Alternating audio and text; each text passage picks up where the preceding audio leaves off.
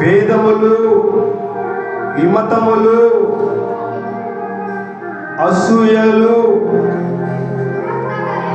మత్తతలు, అల్లరితో కూడిన ఆటపాటలు మొదలైనవి వీటిని గూర్చి నేను మునుపు చెప్పిన ప్రకారము ఇట్టి వాటిని చేయువారు దేవుని రాజ్యమును స్వతంత్రించుకొనలేరని మీతో స్పష్టముగా చెప్పుచున్నాను. హల్లెలూయా. కక్షలు, అల్లరి, కలహాలు,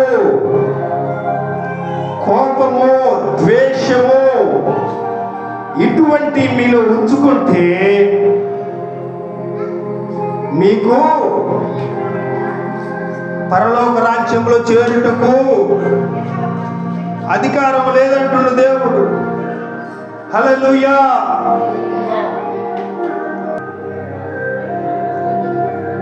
భేదములు, విమతములు, అసూయ,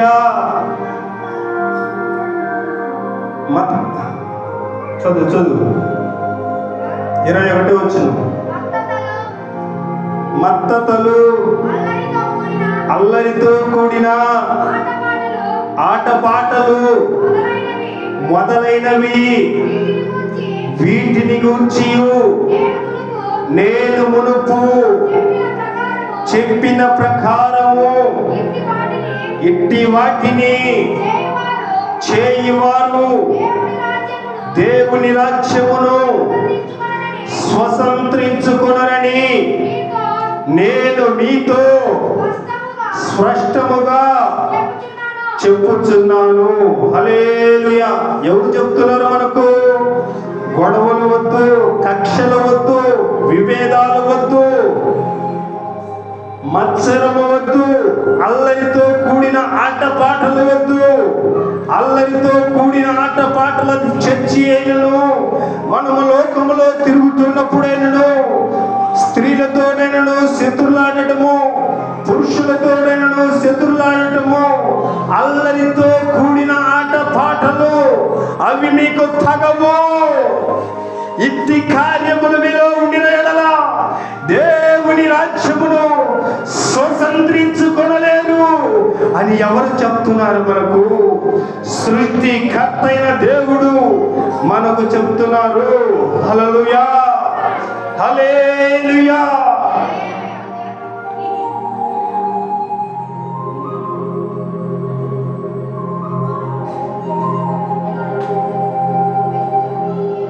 ఫిలిష్తీయులు 1వ అధ్యాయము 17వ వచనము. ఫిలిప్పీ 1వ అధ్యాయము 15వ వచనము. కొందరు అసూయ చేతను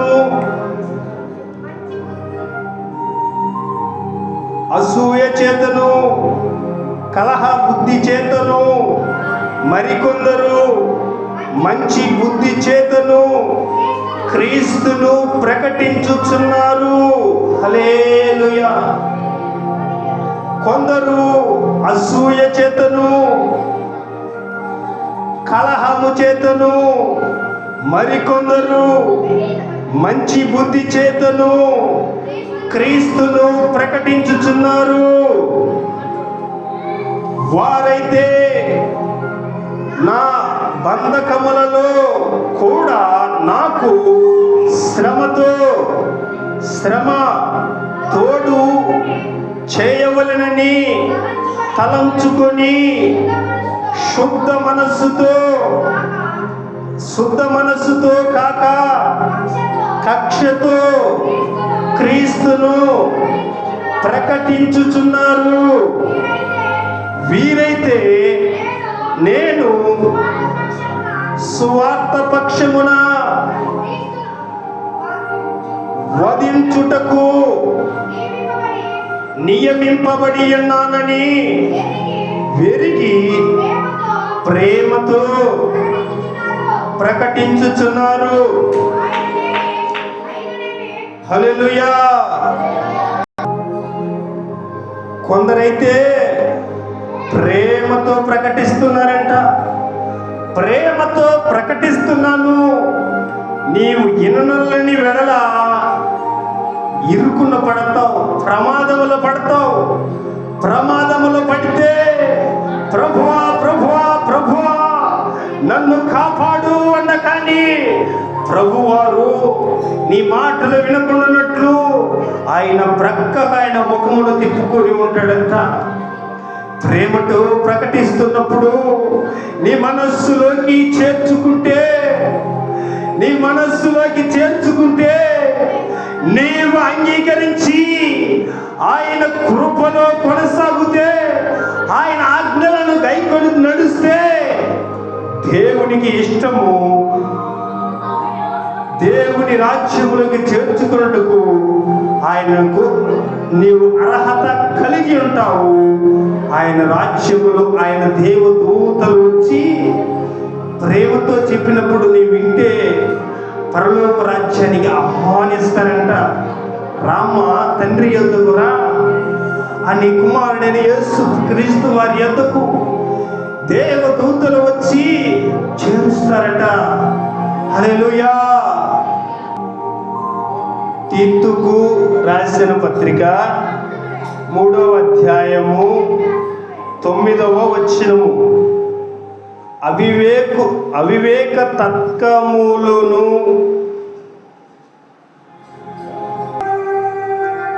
అవివేకత్వములను వంశావళులను కలహములను ధర్మశాస్త్రమును గూర్చిన వివాదములను విశేష ప్రయోజనములను వ్యర్థమునయ్యున్నవి. హల్లెలూయా.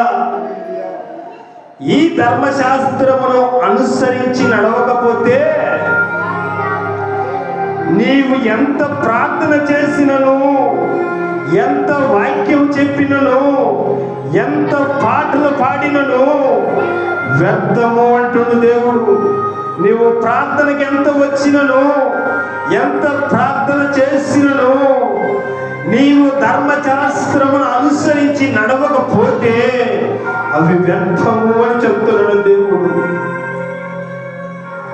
వ్యర్థమునైనవి కనుక వాటికి దూరముగా ఉండుడి. వేటికి దూరముగా ఉండాలి? కోపానికి, కక్షలకు, వెదురాడి తగాదాటము, ధర్మశాస్త్రానికి విరోధముగా వెదురాడి తగాదాటము. సేవకులు చెప్తున్నారంటే వారి సొంత జ్ఞానము ద్వారా కాదు, ఇది నా ధర్మశాస్త్ర జ్ఞానమే. Glory Jesus. Hallelujah. Hallelujah. Hallelujah. ఈ ధర్మశాస్త్ర జ్ఞానానికి విరోధముగా ఉండిన వెడల నీవు దేవుని యొద్దకు చేరలేవు పిల్లలారా. దేవుని యొద్దకు చేరలేరు తల్లులారా. దేవుని యొద్దకు చేరలేరు తల్లులారా.